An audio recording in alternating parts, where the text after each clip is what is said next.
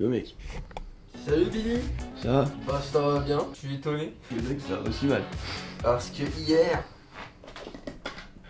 Flashback. Brother, he asked me what you want. I'm on some kind of drug. Can't explain all the ways you get me high. I'm on some kind of drug. Can't explain.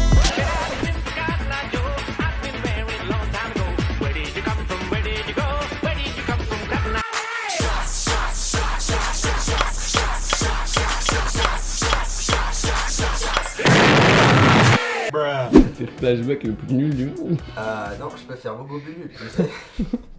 Laisse-moi quelques jours, je vais te surprendre. Il y a mon frangin qui va passer, il m'a ramené du stuff, mec. Il m'a dit, je reviens, je te refais cet appartement. Mais t'es... un grand frère, quoi. J'adore Gilou. Oui. Bon bah je ferme. Toi, ça va, t'as teuté? Ah j'ai mal au crâne moi, c'est tout hein. Aujourd'hui, on fait un voice-over sur les dorsaux. On voit tes balls mec. C'est vrai? Je suis désolé. Les petites boules là, c'est des choses qui arrivent, hein, ça c'est...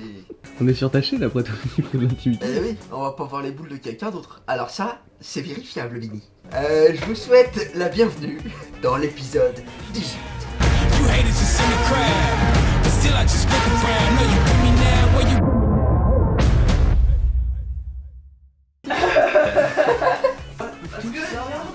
Ça c'est les restes d'hier. On va virer ça. Ah n'empêche, je vous ai assuré, vous avez tout nettoyé, mec. Tu vas nous faire quoi à manger? Alors là, Ça va mettre les ça- oignons, mais alors... Aux oignons, tu vois, vraiment... c'est ça, c'est ce que je Observe vois, ce qu'on possède, Billy. Alors là, on est bien. Tiens, attrape. Eh ouais, Billy, t'es pas vivre aussi. C'est parce que c'est le matin, ça y est? Il faut être concentré, Alors déjà on est on en est train pas le de matin, prier. il est 12h30. Donc Oui. tu te calmes. Mais enfin, Moi quand je même. vais ramasser le cactus. Tu pleures? Eh oui, Billy. Espèce de fragile. Observe mon visage. Il faut être un vrai homme pour pleurer. C'est vrai. Assume tes émotions. On peut couper des oignons. Et qui va ramasser ça maintenant? J'imagine que c'est moi, parce que c'est moi qui fais la bêtise. Et qu'est-ce qu'on avait dit besoin? Quand on fait des bêtises, on répare. Voilà. Alors tu répares. Oui, je vais le faire. D'abord, il faut que je coupe la courgette. Je coupe du riz, des pois chiches, courgettes, oignons, épices, jus de mangue. Ça va être bien. Je coupe une courgette et je chiale ma race là.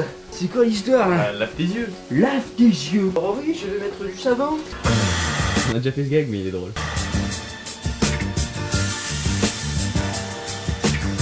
On l'avait pas fait celui-là. Eh oui, Billy. Il faut remuer les oignons. Et ça, c'est pas moi qui le dis. C'est Le nom du passé. Catherine Deneuve. Ah ouais, Billy. C'est parti. On va se régaler, ça c'est vrai qu'il te dit. Pour ceux qui disent que je gâche la nourriture avec mes gags. Eh ouais. Dans les cheveux, il y a plein de BCA. Aurélie elle apparaît dans le vlog au bout de 10 minutes. Elle est pas apparue déjà? Bah elle vient d'apparaître. Au début, quand j'ai dit on a que les abonnés à la maison. Très certainement si elle était dans le champ. Parce que moi, de l'autre jour, j'ai dit les abonnés veulent venir dans le bendo. Ils viennent dans le bendo. C'est vrai. Flashback. Mais évidemment, c'est mes abonnés, mec. J'avoue. Moi, mes abonnés, c'est méga sûr. Ils veulent venir dans le bendo, et bah ils viennent dans le bendo. Alors, je l'ai pas dit. Si tu l'as dit. Donc ça, c'est une preuve. Qu'on vienne pas me dire. Flashback. Où sont les preuves? Un plan extrêmement bizarre. Moi, tu sais ce que je vais faire, Bleuson? Ça c'est parce que tu l'as savais dit. ce que t'allais faire. J'ai été vif ou j'ai pas été C'est vif? vrai que t'as été vif. Flashback. En slow motion, en noir et blanc, avec un léger zoom et un petit sound d'effect de... Mais tu m'avais dit dans un épisode précédent. Tu m'avais dit que tu étais très vif. C'est vrai. Je me souviens très bien de ce moment-là. Moi aussi.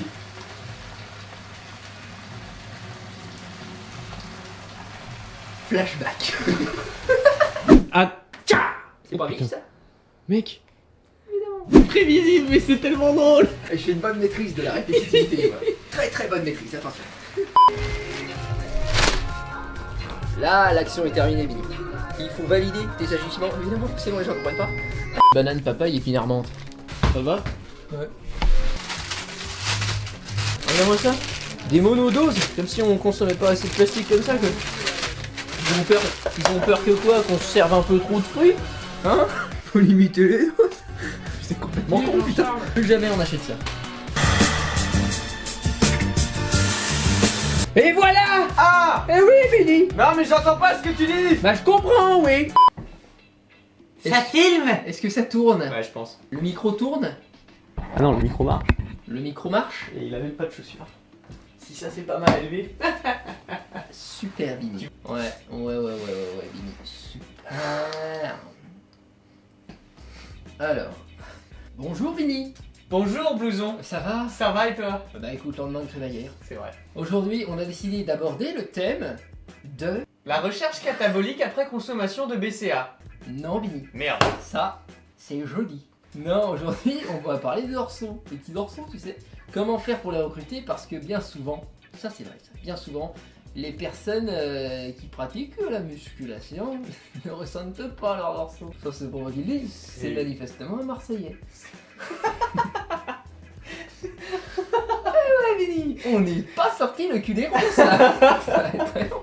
Ça va être long là. Ah, mais les Ça gens va aiment bien être le long. voice-over. C'est vrai. En plus, maintenant, on nous voit vraiment. C'est vrai. Bonjour, bonjour. Bonjour. Deuxième caméra, première Bonjour. caméra. Changement de chaîne. Aurélia, ce qui n'a rien à voir automatiquement. Non, mais bon. Mais elle est là. C'est vrai, cactus. Cactus, il y a tout. Ok. Est-ce qu'on mettrait pas un cactus juste là pour Alors commencer ça le c'est BCA? génial comme idée. Le bon gros de sa mère. Mets-le là. Donc souvent les pratiquants en musculation ont du mal à ressentir leurs dorsaux et parfois même lorsqu'ils pratiquent des mouvements qui sont vraiment littéralement designés pour ça, c'est-à-dire du tirage vertical ou des tractions, Ouais. et ben ils peuvent par exemple, ça a été mon cas ça, très fortement, utiliser que leur grand rond ou se cambrer tellement qu'ils utilisent leur trapèze. Ça peut même être un choix ça des fois mais vaut mieux le savoir. Ouais. Ça tu utilises ça en street. Moi je me rappelle que sur là où j'ai eu le plus de problèmes c'était en tirage horizontal où je recrutais beaucoup plus les biceps que le dos en général. Ça c'est un autre problème encore. C'est un autre problème. Tout à fait. On va parler de ce truc-là, mais d'abord, je vais parler d'une méthode pour apprendre à ressentir ses dorsaux au niveau comment tu vas designer ta séance. Donc ça va être la séance dos. On part du principe que tu as le point faible dorsal. Parce que tu as du mal à les recruter, tu as du mal à les sentir travailler. Donc comment faire pour contrer ça? Moi ce que je fais, c'est ce que tu vois à l'écran maintenant, c'est que je vais démarrer par des séries très très longues. Et j'ai bien dit, très très longues. Flashback, très très longues. Alors, je l'ai dit ou je l'ai pas dit? C'est vrai, tu l'as dit. Je l'ai dit. C'était long un petit peu comme le silence du vlog d'hier. Ah, ça c'était un long silence. Flashback. Là, on va pas le mettre, on est pas de bâtard. Ou alors en accéléré peut-être. C'est Et vrai. en noir et blanc, avec une petite tête de chien sur le côté. Il est tellement pesant ce blanc. Il était pesant celui-là, hein. Et donc, une série très très longue, ça va être une série d'entre 50 et 100 avec un poids extrêmement léger. Tu peux le voir sur la vidéo, vraiment c'est très léger. Et en fait, je vais chercher à obtenir la sensation de brûlure au niveau de mon dorsal. Qu'est-ce que je fais aussi pour m'aider? Eh ben, je place mon autre main sur mon dorsal qui est actif parce que je vais faire du tirage à la poulie haute en unilatéral. De manière générale, à chaque fois que tu as un point faible ou une difficulté de recrutement, eh bien, passe à l'unilatéral. Tu fais un seul côté, même pour les pectoraux. Tout est faisable à l'unilatéral. Ça va te permettre de mieux te concentrer et de mieux vraiment découvrir la sensation qu'il faut que tu ailles chercher. Et une fois que ton corps a appris ce cheminement nerveux d'aller recruter en fait le bon muscle, parce que c'est un apprentissage, hein. Le système nerveux, tu lui apprends des choses et après en fait il retrouve le chemin plus facilement. Et quand tu as appris à recruter ce muscle, et ben ça devient plus facile avec le temps. Où est-ce que je veux en venir? Je sais pas mais je bois tes paroles. Tu Mais m'en ça, serviras ça un va. verre s'il te plaît? Mais tout à fait, tiens. Merci. Glou, glou, glou. Vas-y, marche. Le fait de poser la main sur le muscle qui est en train de travailler, ça te permet d'apprendre la proprioception. Donc c'est un terme qui signifie tout simplement le fait de ressentir où se trouve notre corps, où se trouvent nos muscles dans l'espace. Tu es capable, là, même en fermant les yeux, de savoir où est ta main. C'est le principe de proprioception. Et bah ça se perfectionne, ça s'apprend. Tu peux mieux ressentir ton corps, mieux ressentir tes muscles se contracter. Et en gros, bah, quand tu te sers de ta main à l'opposé pour toucher, pour indiquer à ton cerveau, tu lui dis c'est là que je veux recruter, aide-moi s'il te plaît. Et ça marche vraiment très bien, je t'invite à essayer. Et donc je pars sur des séries très longues, comme je t'ai dit, de 50 à 100, parce que moi 50 ça suffit parce que je ressens la brûlure. Et je vais faire une série comme ça de chaque côté, puis une série cette fois plus bas, par exemple à 30 répétitions avec un poids légèrement plus lourd. Légèrement plus lourd, c'est intéressant ça. Merci Billy. Bonne participation.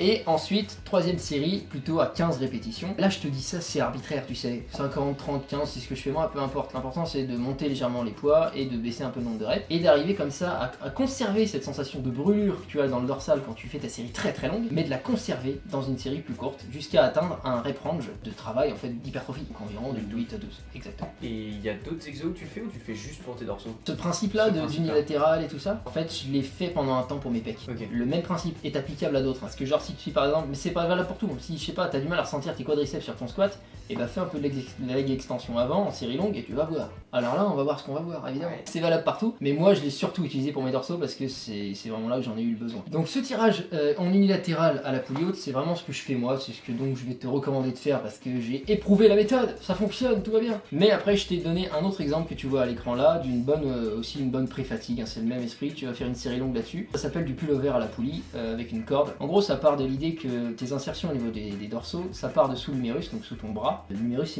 c'est la première partie du bras, là où il y a le biceps et le triceps. Tu vois, genre si c'est accroché sous ton bras, ça va jusque là derrière, et ça a cette forme là comme ça, évasée. Ok, ça a cette forme là, un dorsal. Et donc quand tu fais ce mouvement là de pullover, en fait tu vas essayer d'éviter de te servir de tes triceps parce qu'il y a une insertion qui peut être recrutée. L'un des 3 chefs des triceps, il y a une insertion qui est légèrement recrutée parce qu'elle est étirée à ce moment là, faut essayer de pas trop la ressentir. Il faut conscientiser vraiment ton ressenti et essayer de ressentir vraiment cette sensation des dorsaux vraiment au niveau du dos. Le principe est le même après, tu te fais une pré-fatigue avec ça, série de 50, puis série de 30, puis série de 15, et tu chauffes et tu pars sur 3 séries et ensuite tu vas démarrer la vraie séance dos. Ce truc de pré-fatigue que tu fais sur le dos, je le fais pas sur le dos parce que j'ai pas ce problème là, mais c'est quelque chose que je fais sur la plupart de mes exercices et je pense que c'est le plus important, c'est réussir à connecter entre guillemets ton système nerveux avec le muscle que tu travailles. À partir du moment où tu vas te dire c'est les dorsaux que je veux travailler, il faut que ça tire dans les dorsaux et que tu vas te concentrer sur justement ton muscle, donc avec le système de le toucher comme tu as dit, ça peut aider. Je pense que tu peux commencer à beaucoup mieux t'entraîner parce que tu vas réussir à cibler exactement ce muscle là. C'est ça, moi en fait ça m'arrive juste de le faire de manière occasionnelle quand je sens que mon muscle il est froid et que j'arrive pas à le sentir. Souvent sur les pecs encore, c'est là que ça m'arrive encore. Je vais faire d'abord quelques séries de pré-fatigue à la poulie. Et c'est là qu'on voit la différence entre le mec qui veut faire une perf par exemple au bench. Une rep de bench, c'est une rep de bench. Elle peut être dégueulasse, ça peut être propre,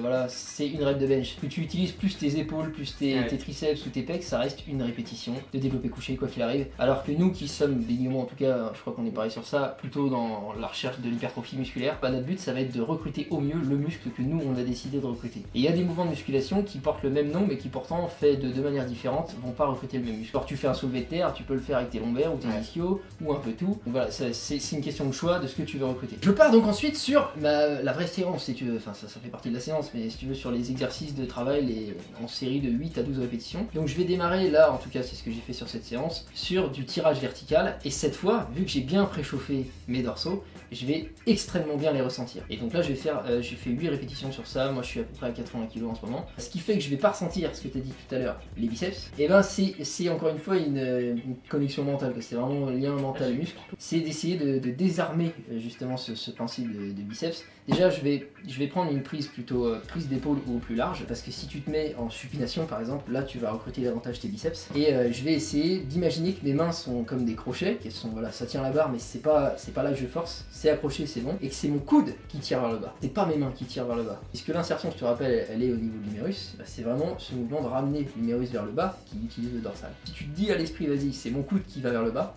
ça change tout. T'as essayé ça? Ouais, j'ai jamais essayé. Et bah voilà, t'es là pour en apprendre. Il y a un truc que je faisais avant sur les exercices dos quand j'arrivais pas justement à avoir cette connexion. Alors je sais pas si ça m'a aidé ou si c'est un effet placebo, mais je me fatiguais les biceps justement avant de faire tous mes exercices dos, justement pour ne plus les utiliser, en fait, pour ne plus avoir assez de force dans les biceps pour qu'ils viennent aider à recruter les muscles. Ouais, pour moi ça marcherait pas du tout, donc ce serait peut-être comme tu dis placebo, mais en fait peu importe, j'ai envie de te dire, ça a marché sur toi. Ouais, c'est ça. Alors c'est bon, ça se tient, ta réflexion se tient. Moi dans mon esprit je me dirais qu'en fait mes biceps deviendraient un facteur limitant à ce moment-là, parce qu'ils seraient tellement fatigués qu'ils m'empêcheraient de faire la suite. Mais après c'est une question de morphologie. Toi peut-être que justement t'arrives à les désactiver avec cette méthode là, alors que moi j'arrive pas à les désactiver totalement, donc ils vont être facteurs limitants. Moi j'ai des brain ça c'est bien vrai, on ne peut pas le nier. Ah oui, c'est avéré. On peut essayer de le nier, ça marche pas. Je vais essayer de le nier. Ah si. Et ça ne marche pas. Évidemment ça marche pas parce qu'ils sont énormes, regardez.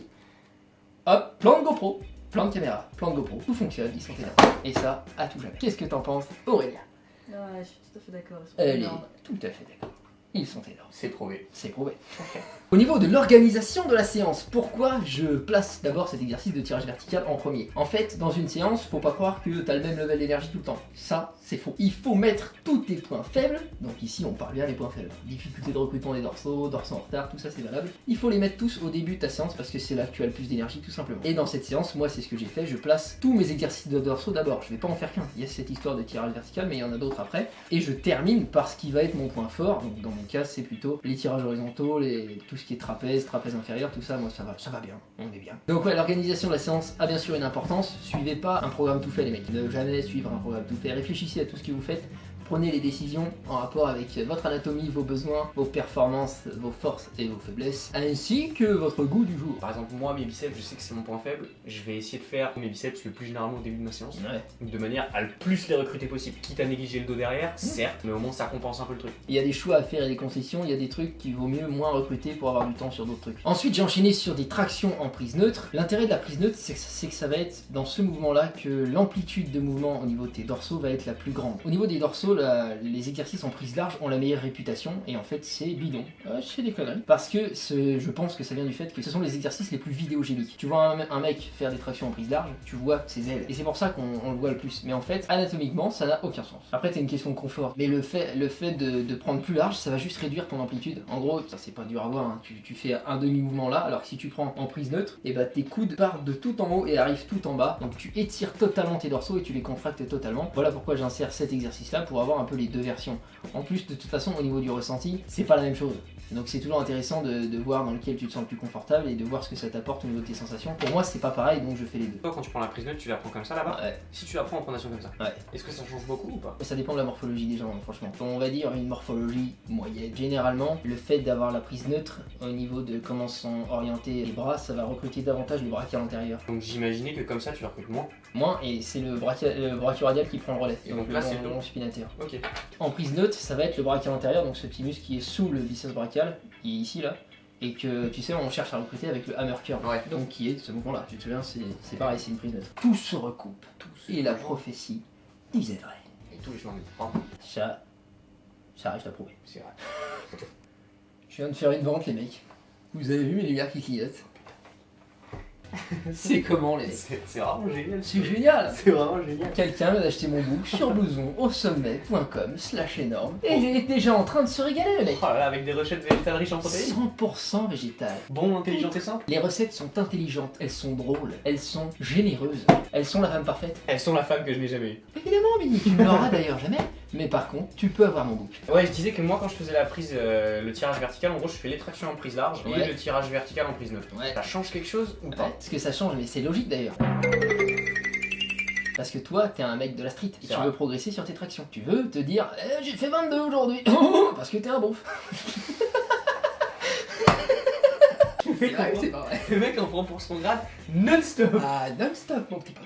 Est-ce que ça change quelque chose de faire traction en prise neutre, tirage vertical en prise large, D'accord. que de faire traction en prise large, tirage vertical en prise neutre? La grosse différence, c'est que sur la machine du tirage vertical, on va pouvoir mieux isoler nos dorsaux, alors que sur un mouvement de base comme les tractions, et bah justement le corps s'adapte et tu vas recruter un peu ce qui... Tu vas pas forcément choisir. Si t'es en balancier déjà, tu vas recruter un peu plus tes trapèzes parce que t'es un peu penché. Ouais. Il me semble que toi en plus t'es un peu penché comme ça quand tu fais tes Mhm. tractions. Donc, et puis après ça dépend de ta morphologie. Mais me demander s'il y a une différence entre ces deux cas-là, sans doute, mais elle est minime. Donc au final, si toi t'as un confort dans une version plutôt que dans l'autre, c'est celle-là qu'il faudra choisir. Ok. Voilà. Mais Ouais, faut ouais. pas oublier qu'on n'a jamais le même confort selon les gens parce que Ça, c'est vrai. quand tu vois mon valgus et le tien déjà, c'est les mêmes, c'est vrai. Mauvais exemple. Mais dans d'autres cas, ma myopie et la tienne, c'est les mêmes, c'est vrai. Mauvais exemple. J'ai pas de bons exemples, Billy. La taille de mes pieds et la taille des tiens. Voilà. Ça c'est pas pareil. C'est pas pareil. Donc on n'achète pas les mêmes chaussures. C'est vrai. Voilà. C'est comme si... Pas d'exemple. Le mec tourne en rond. Je lui donne une porte de sortie, le mec se rebloque. Donc pour revenir à ma séance, parce qu'on parlait de ma séance à la toute base. On parlait du dos. Mais c'était il y a loin. Et bien après, je vais pas la détailler aujourd'hui ici parce que je voulais juste qu'on aborde le principe des dorsaux, des retards dorsaux, du recrutement des dorsaux. Mais après, il faut savoir que j'ai fait mes exercices de trapèze, donc trapèze plutôt inférieur et moyen avec du tirage horizontal. Puis j'ai fait des shrugs pour faire les trapèzes supérieurs. Et j'ai fait, c'est l'oiseau mais sur machine. J'aime bien celui-là, je ressens bien l'arrière d'épaule et mes trapèzes en même temps, donc ça fait tout, j'aime bien celui-là. Et donc comme tu vois, j'ai mis tous ces exercices à la fin, alors que tous ceux de dorsaux sont au début. Ok. Ah ici. On peut enchaîner? Bah évidemment qu'on peut mis. D'accord. Vers quoi? Cactus. Cactus! Le monde entier est un cactus. Dans la vie, il y a des cactus. Dans mon lit, il y a des cactus. Et ça, c'est prouvé. Oh putain. C'est prouvé ou c'est pas? Remplacement du cactus. Voilà. Voilà, on va s'arrêter là pour ce voice-over et ainsi que pour ce vlog. Bini, est-ce que tu ne reprendrais pas ce qu'on appelle, encore aujourd'hui, la caméra? J'ai peur à Aurélia.